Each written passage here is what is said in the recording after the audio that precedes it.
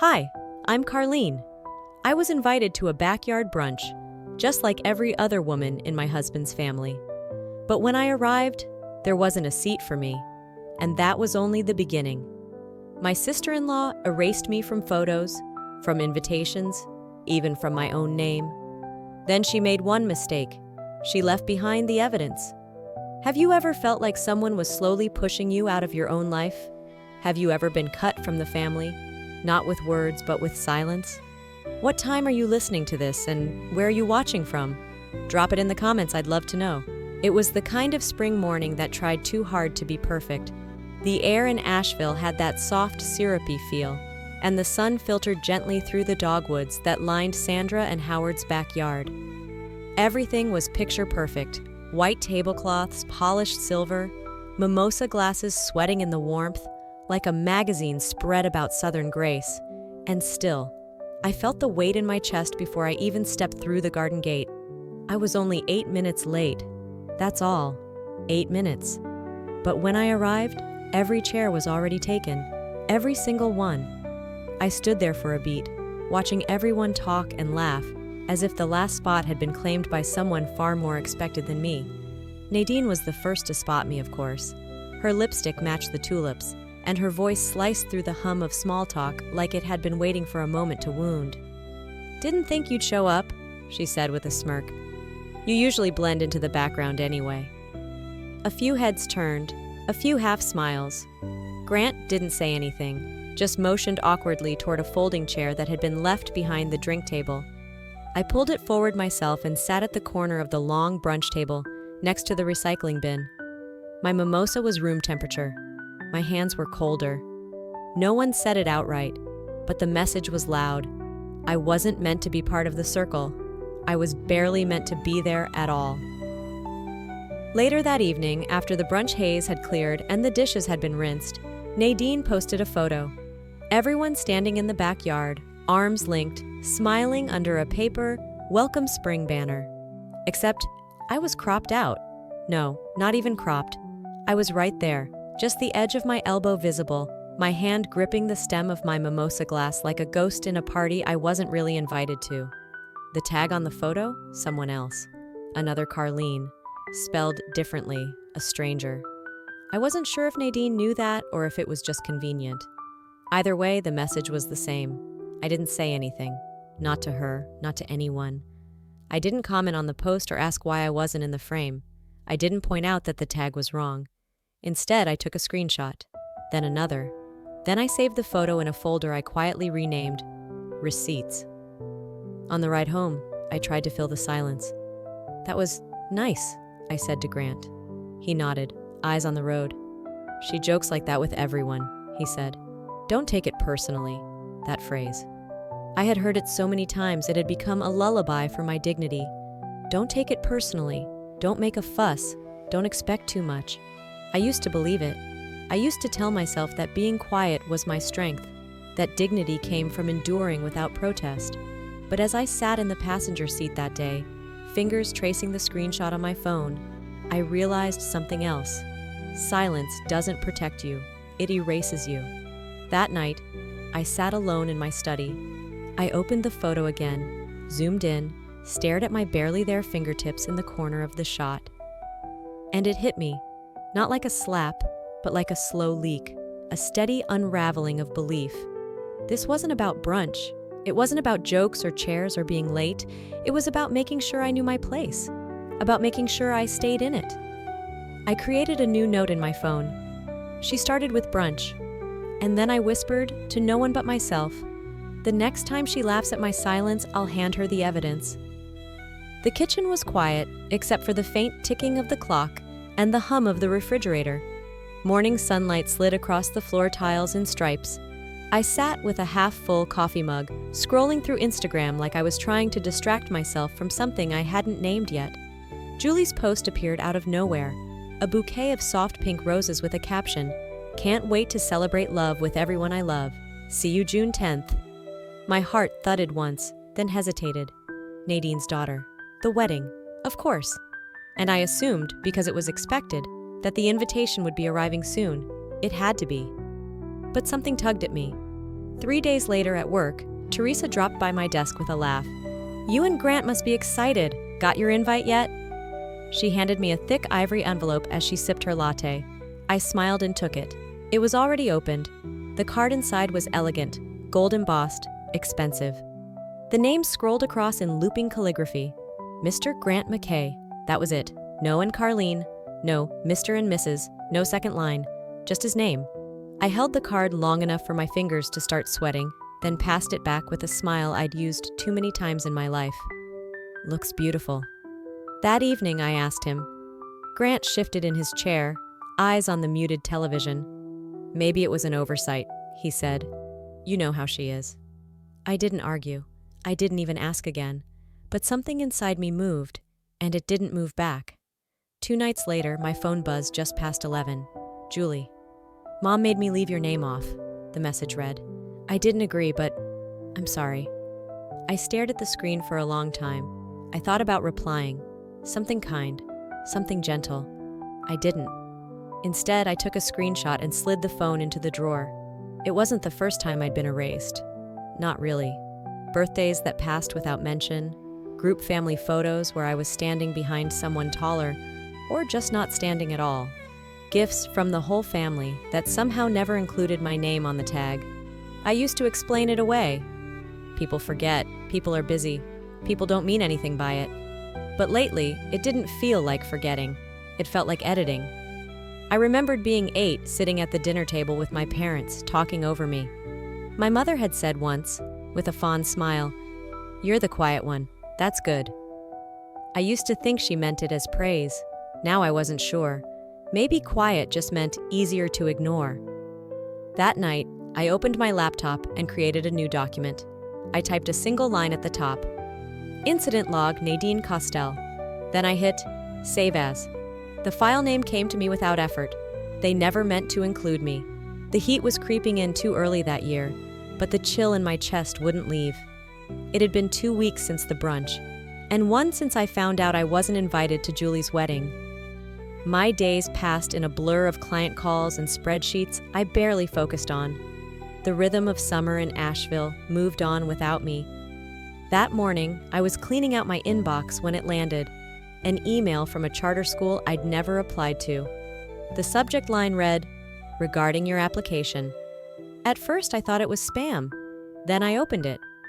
"Thank you for your interest in our open faculty position," it began. "But after reviewing references and receiving concerning ethical feedback, we've decided not to move forward." I blinked, rereading the sentence. Ethical feedback? Attached was a PDF of a résumé, my name, my address, my phone number, my actual employment history. I never wrote that document. Under references were vague but brutal notes. Unpredictable under pressure, possible mismanagement of client funds, emotionally unstable tendencies. It wasn't just cruel, it was calculated. I sat frozen, rereading it again and again. The document wasn't just pretending to be mine, it was mine, built from pieces of my actual life, twisted just enough to make me look dangerous. Someone had taken the raw materials of who I was and sculpted a weapon out of it. I didn't call Grant. I didn't scream. I just sat still. And then I forwarded it to Angela. She called me 20 minutes later. "This is real," she said. "And it's serious. I'm going to run metadata on the sender." Angela had been a friend since college, long before she became the kind of lawyer people called in moments like these. She didn't try to soothe me. She didn't say, "I'm sure it's just a misunderstanding." She said, "Let's find out exactly who sent this." 2 days passed. Then her email arrived. It was short. The submission was sent from a residential IP, matches Nadine's home address. That night I didn't cry. I didn't rage. I lay in bed with the ceiling fan spinning above me, the hum of summer pressing into the silence like a weight. I thought about how many times I'd chosen the high road, how often I'd excused the comments, the omissions, the glances. I thought about my own mother, always telling me that being the bigger person was the only option. That dignity meant silence. But this wasn't about dignity anymore. This wasn't about grace or patience or appearances. This was survival. At 1:42 a.m., I got out of bed and walked into my office. I pulled out a binder and slid in 3 pages: the fake resume, the rejection email, and Angela's IP trace. On the front of the binder, in thick black Sharpie, I wrote the words out loud for the first time. She started it, I'll finish it. Sandra's porch was always too perfect. The cushions were fluffed like showroom pieces. The iced tea never too sweet. The breeze always seemed choreographed. It was the kind of place where people smiled through gritted teeth and called it grace. I arrived just after church, peach cobbler still warm in my hands, even though I'd debated 10 different times whether to show up at all. She greeted me like nothing had ever happened. "Oh, that smells heavenly," she said, lifting the foil with a practiced smile. I thanked her. She poured 2 glasses of tea and motioned for us to sit. The quiet between us wasn't new, but it felt sharper now. I waited until our second sip to bring it up. "Did you hear about the email I got last week?" I asked casually. Her eyes stayed on the garden. I tried again. "From the charter school. Someone submitted a resume with my name, my info. I didn't apply." Sandra finally turned her head toward me, polite concern painted on like foundation. "Well, maybe it was just a clerical error. You know Nadine can be a little intense, but it's always from a place of love." There it was. Again, that line, that shield, that phrase so overused it had become a bandage over bruises that never healed. I nodded slowly, sipping the tea. It tasted like flowers and silence. She didn't ask anything more, didn't ask how I was, didn't ask if I was okay. The conversation drifted to hydrangeas and casseroles and other things that filled space without ever touching anything real. I smiled through all of it, the same way I used to smile when I was 13 and people forgot to save me a seat at lunch. That night, after we got home, Grant was in the living room, half watching a ball game. I was in the hallway when I heard his phone ring, Sandra's ringtone. I didn't mean to listen, but I didn't mean to walk away either. "You need to remind your wife where her place is," Sandra said, her voice muffled but clear enough. "We don't air our laundry in public. If she keeps pushing, she's going to turn this family upside down." Grant didn't argue, he just said, "I'll talk to her." Later, when I asked who had called, he said it was no one important. I didn't reply. Instead, I went to my office. I sat down and stared at the binder I'd started. Her name was there. So was mine. Not together. Opposite sides of the page. I thought back to when Sandra used to hug me tightly, when she said she was glad Grant had finally found someone thoughtful. I thought about the day she gave me her mother's old cake stand, told me, "Now it's yours to carry the family celebrations." I still had that cake stand in the cabinet. I hadn't touched it in over a year. At some point, warmth had become neutrality. Then neutrality had become cold allegiance. And now it was a wall. Silence isn't harmless, it's a choice. I closed the binder, walked down the hallway, stopped at Grant's door. "If she calls again," I said quietly, "and you don't shut it down, I will." He looked up, startled. His mouth opened, then closed again. I didn't wait for an answer, I just walked away. I hadn't planned to go inside. I only came to drop off the strawberry cobbler I knew Sandra liked. Still warm from the oven, still trying. But when she opened the door and asked if I could help carry the tea tray, I didn't have the energy to say no. The kitchen hadn't changed. Same yellow walls, same humming refrigerator. But there was something new above the counter. A photo, framed in gold. I froze before I even understood why. It was from the family picnic last summer. The one with the checkered tablecloths and the overcooked burgers. The one where I brought extra chairs and paper fans because Nadine had forgotten. The one where I'd stood behind Julie and beside Grant, holding the potato salad bowl like it was a peace offering. But in that photo, this version, I wasn't there. Everyone else was.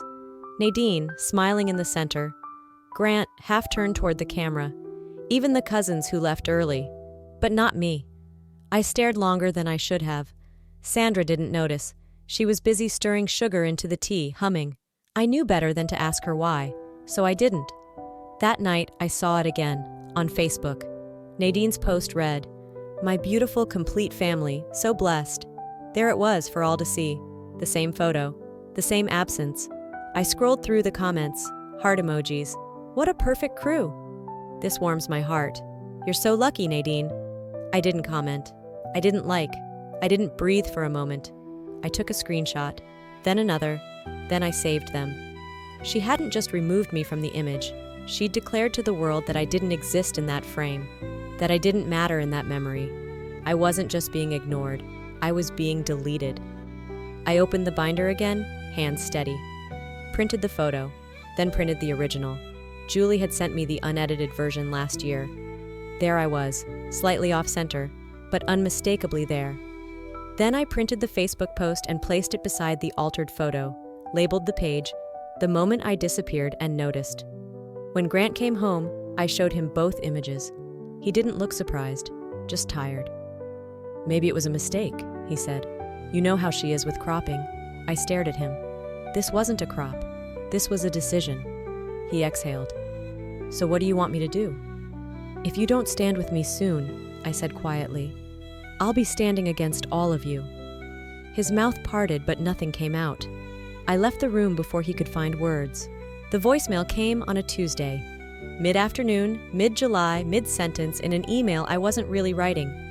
I didn't recognize the number, but something about the silence between rings made me answer it anyway.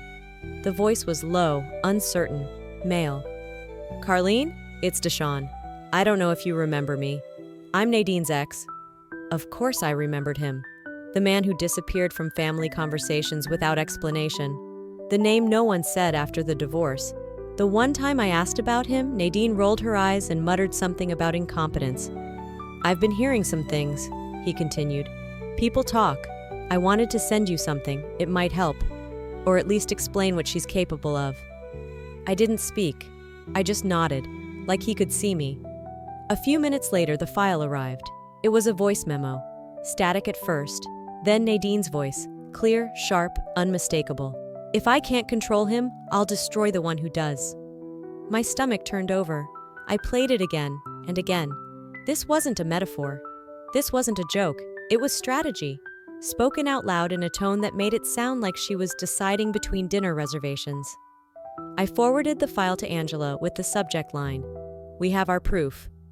The next day, we met in her office. Angela listened once, didn't even flinch.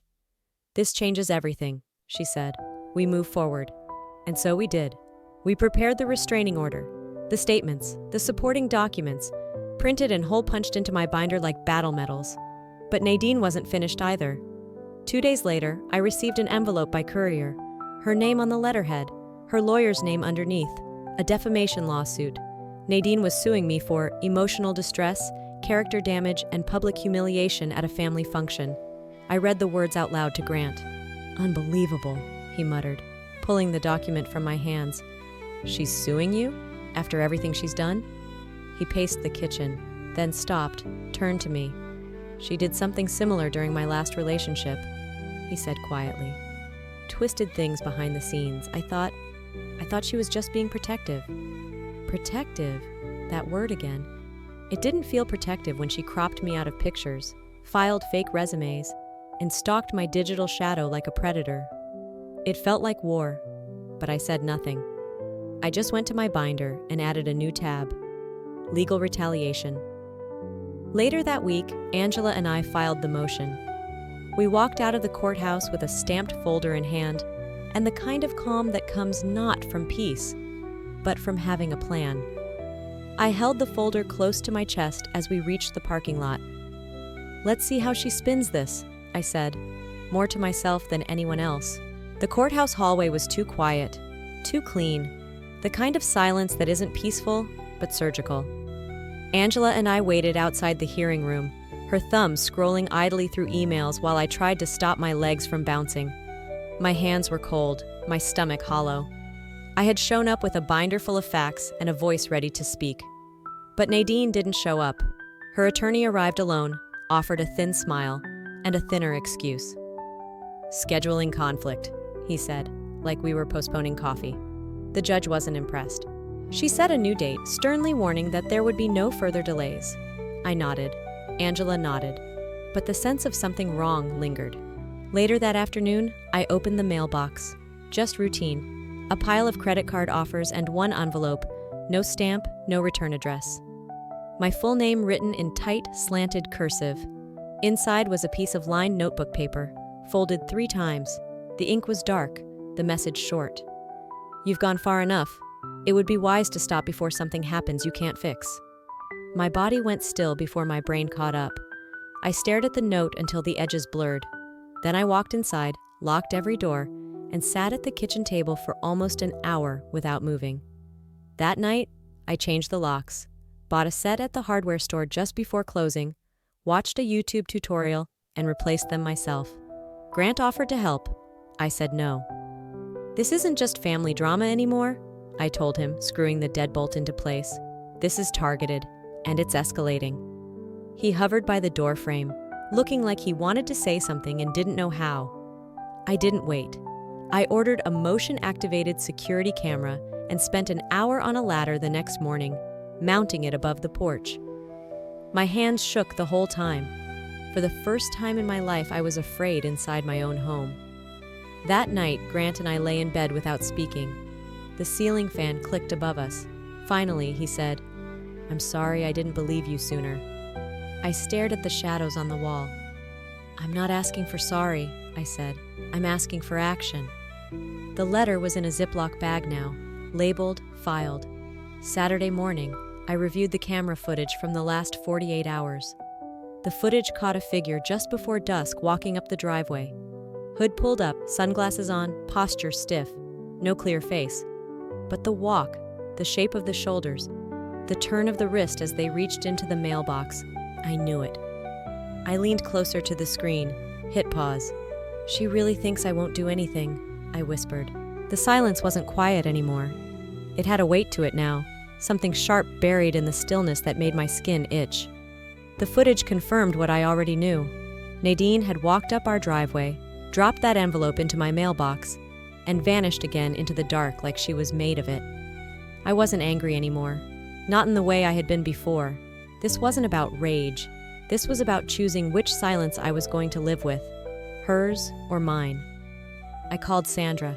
She invited me over with that same voice she always used when she didn't want to know too much. When I arrived, she had lemon tea ready, like this was just another summer visit. I didn't touch it. I pulled the folder from my bag and placed it on the table between us. I didn't unwrap it delicately. I opened it wide, laid out the printed threats, the voice recording transcript, the screenshots. "I need you to tell the truth in court," I said. Her hand hovered over her teacup. She didn't reach for the papers, didn't look down.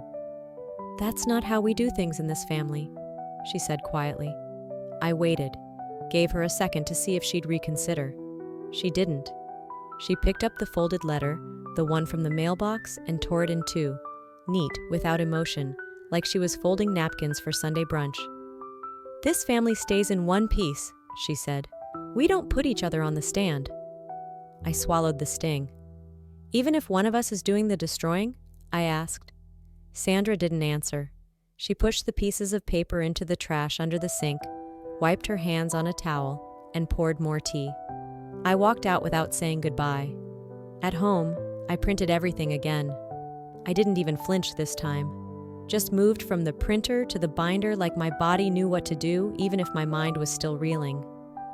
Grant saw the folder on the counter. "You're still going through with this?" he asked. I didn't look up. Sandra picked her side. Now I'm picking mine. He didn't argue. He didn't agree either. That night, I filled out the last of the forms. My signature at the bottom of the restraining order request felt like both a wound and a scar. Final, but necessary. On Friday morning, I put on my navy dress, tied my hair back, and drove to the courthouse. Angela met me on the steps with coffee, and a calm I was starting to absorb just by standing next to her. Inside, the bailiff called out the case. Holcomb versus Castell. I stood up, folder in hand, and before I walked forward, I exhaled and whispered to myself, "Let's end this." The courtroom smelled like dust and cold air, the kind that clung to your clothes and didn't let go, no matter how long you stood still. Nadine was already seated when I arrived, sitting beside her lawyer in a beige blouse that matched the blandness of her expression. She didn't look at me. I didn't expect her to. Angela stood beside me like a wall. When the judge asked us to begin, I walked to the center, binder in hand. My voice didn't shake, not because I wasn't nervous, but because I had nothing left to fear. I told the truth, clearly, quietly, carefully. Angela presented the exhibits one by one: emails, screenshots, the Facebook post with the cropped photo, the recording, the letter left in my mailbox, the surveillance footage. Nadine's attorney tried to poke holes. He questioned the source of the audio, tried to cast doubt on my interpretation of events. But when Angela pressed play on the voice memo, when Nadine's own words filled the courtroom, no one moved. If I can't control him, I'll destroy the one who does. Sandra was seated behind Nadine. She didn't flinch at the words. She just looked down. The judge granted the restraining order. Permanent. Nadine was not fined, not jailed. But she was officially forbidden from contacting me or Grant in any form, direct, indirect, digital, or third party. There was no applause, no relief from the bench, just paperwork and silence. I left the courtroom with the final documents pressed to my chest. Grant followed behind me, wordless. We stepped out into the sun together, but it felt like I was walking alone. Nadine came out minutes later, eyes on her phone. She walked past us without a glance. Sandra stayed behind, still in the courtroom. I saw her through the window, seated, motionless, staring at nothing. The days that followed were quieter than I expected. No calls, no threats, no more edits to who I was. I stopped looking over my shoulder. I still kept the binder on the shelf, where I could reach it but didn't need to. At night, I wrote in a journal instead. Not to document evidence, just to remember how it felt to speak and finally be heard. Julie sent a message on the 4th day. It simply read, "I'm sorry it came to this, but thank you for showing me what not to accept." I stared at it for a long time before replying, "That's more than I ever got." One evening, just as the sun folded itself behind the trees, Grant and I sat on the back porch, the same chairs we barely used anymore. I wrapped my hands around a mug of tea, letting the heat settle into my fingers. He reached for my hand. I didn't pull away. "You okay?" he asked. "Not yet," I said, "but I'm free." And that's the thing about silence. It stops hurting the day you learn how to use it. If there's one thing this journey has taught me, it's that silence can be dangerous when it's mistaken for peace. You can only stay quiet for so long before your identity begins to vanish, one piece at a time. Standing up for yourself doesn't mean shouting. It means refusing to be edited out of your own life. Sometimes protecting your peace means walking away from the people who swore they were family. What about you? Have you ever been made to feel invisible in your own story? I'd love to hear your thoughts, whether you faced something similar or this story reminded you of someone else. Drop a comment below. If this story touched something in you, type 1 in the comments, or let me know where you're watching from. And if you didn't connect with it, tell me why. Your voice matters here. If you felt something real while watching this, please consider subscribing to the channel so you don't miss the next story. We've got more stories that hit deep and heal quietly. See you in the next one.